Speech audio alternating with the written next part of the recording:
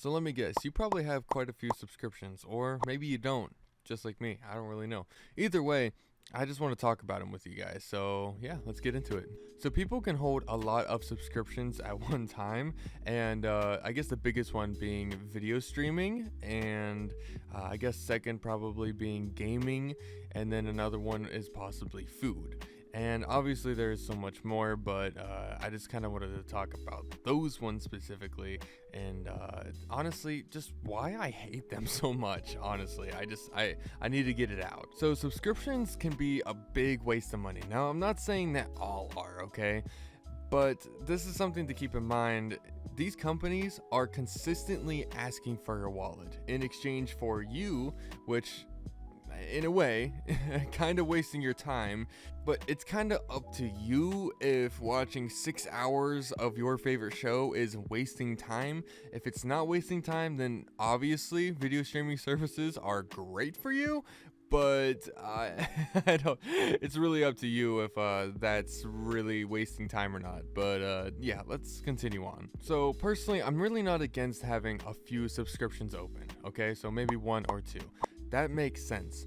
But it's whenever you get to the point in which I've known people, and I do know people, where they have like 4 to like 5 and stuff like that, different subscriptions open, even like 4 different like video streaming services open. And what they're essentially doing is just neglecting the others and then favoring one for like specifically that month. Or maybe it's because this specific kind of streaming service came out with this kind of show, so now they're wasting, or not, well, not wasting, okay, I'm sorry, I can't say that, because like to some people it's not wasting, but they're just using their time on one and then neglecting the other 3 or the other 5 or whatever it is, you know. So I guess like in a way my suggestion here is to just get one and just stick to it. Get one that you love and that you watch a lot, and just stick with that video streaming service. Maybe have to, but I really wouldn't have to. And I'm just gonna kind of like break down some numbers for you guys to understand a little bit why I'm trying to push this, because a lot of people don't really realize how much money they're just simply throwing away.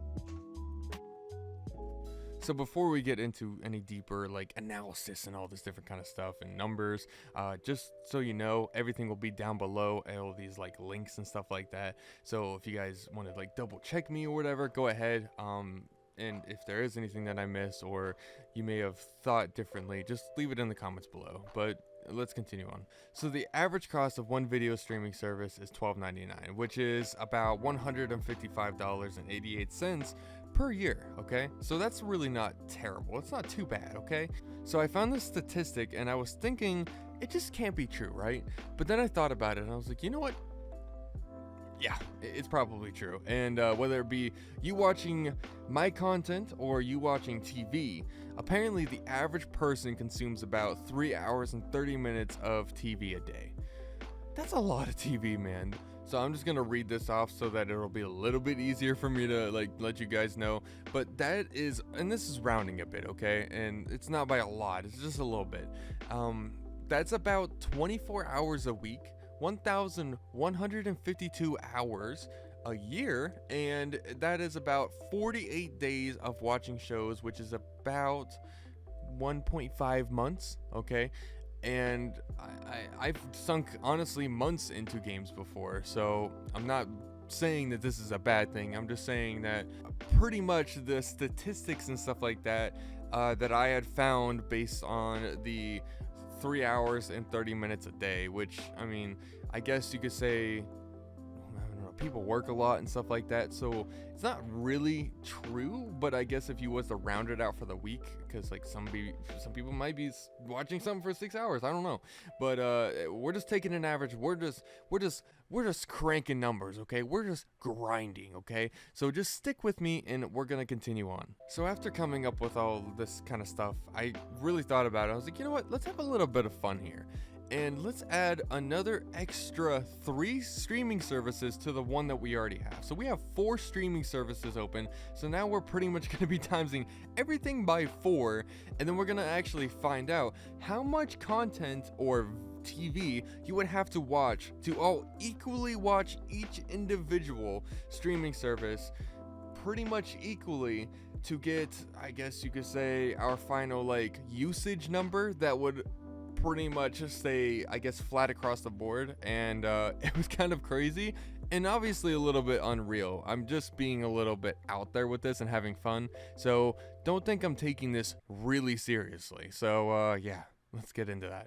So this is one big thing, and honestly the biggest thing for me, at least, because this is like I don't like it, that is simply just the cost difference.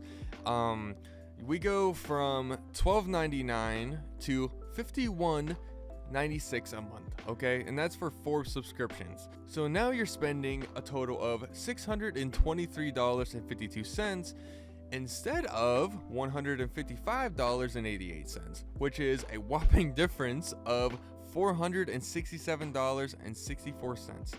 That's a pretty big difference, just having 4 different subscription services open. That's at least like probably your year's worth of gas, and that's assuming you drive a good bit. So that's a lot. Actually, that's probably way more. That's a lot for sure. So after doing a little bit of math, I pretty much rounded it up to watch each of these video streaming services all equally. So pretty much to just sink in that creamy like 3 hours and 30 minutes into each one of them in one day, you would have to watch 13 hours and 42 minutes a day of just each individual like streaming service to get the, I guess you could say, average, which is not, that's beyond average. That's 4 times the average, but that's to make it, I guess you could say, equal if you're gonna consider it worth it. So which is also 4,608 hours a year, which is about 192 days, which is about 6.3 months of you sitting down and consuming content and TV, which is obviously unreal, and nobody is going to do that, but maybe some people actually do. I don't know. I hope not. God. But now that we kind of got all that out of the way, I just wanted to talk about gaming services and stuff like that. So video game subscriptions are pretty much a humongous bundle of games that you pay a monthly price for. Now, I guess in my opinion, sorry, I'm just, but if you play a lot of video games, then yes, this is definitely worth it for you. This is actually a good deal if you play a bunch of video games, or in my opinion also, if you are a content creator and you want to stay updated on, I guess you could say, the next and biggest games and stuff like that, and you don't want to pay full price for these games knowing that you might not like it or you're not going to play it all the time, then yes, I also think that this is a good deal. But if you're somebody like me who barely even punches 5 hours into games probably for the entire week, then it's definitely not ideal at all. And by the way, since we're on the topic, don't fall for the Rockstar scam right now. Jesus Christ, dude, that is, this Rockstar Plus thing it's got everybody fired up. Everybody fucking hates it, if I'm being honest. It is the dumbest thing that I have ever seen. Literally the biggest cash grab from Rockstar, which is so unfortunate because they were such a respected, like, gaming company or whatever the fuck, and it's just so unfortunate to see them like doing this scummy stuff. Like, the thing is I guess to explain it for somebody, the subscription is $6 a month, okay? And with $6 a month, you will get $500,000 a month in that game, okay? And you also get like a whole bunch of add-ons and stuff like that. But the thing is it's not even catered to new players either. That's the worst part. It's literally like with the assumption that you own everything anyways. I don't have a fucking yacht in that game. Like, I don't care about the like mega yacht upgrade. I don't even have a yacht. You know what I'm saying? So I'm so sorry. It's actually something that upsets me. But essentially, you pay $6. And they're giving you $500,000 a month in the game, which sounds like a crazy amount, but considering these cars in this game are millions of dollars, it doesn't even make sense. Like, by the end of month 2, month 4, you'll have $1 million, $2 million, and now you can get your brand new luxury vehicle in the game. But the thing is now you can't have any money for engine upgrades unless you're grinding in the game. Just don't buy it. Please don't buy it. So I wanted to touch on food subscriptions as well. There's this one thing, it's called Sip and Save, that Circle K has, which is essentially each and every single day you can get yourself a Polar Pop or a coffee. And I do believe that this is actually it's an amazing deal. But it's funny because the Circle K that we have is local.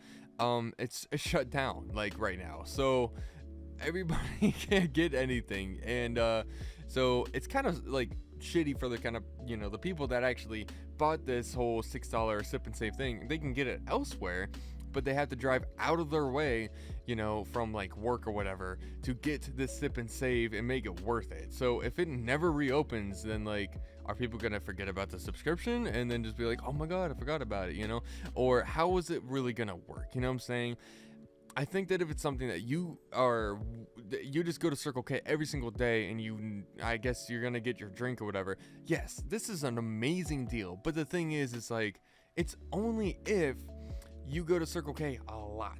And I guess other food subscriptions, which is like Taco Bell and McDonald's and stuff like that. In my personal opinion, I don't know if it's a good thing to be committed to a fast food chain and getting like a taco a day or something like that. It just doesn't sound very healthy, man. It really doesn't. And I just personally wouldn't do that for your own health. And obviously we can't talk about subscriptions without bringing up OnlyFans. Just don't do it. Just don't fucking do it, okay? Sorry about the camera angle changing. The thing is, the battery died.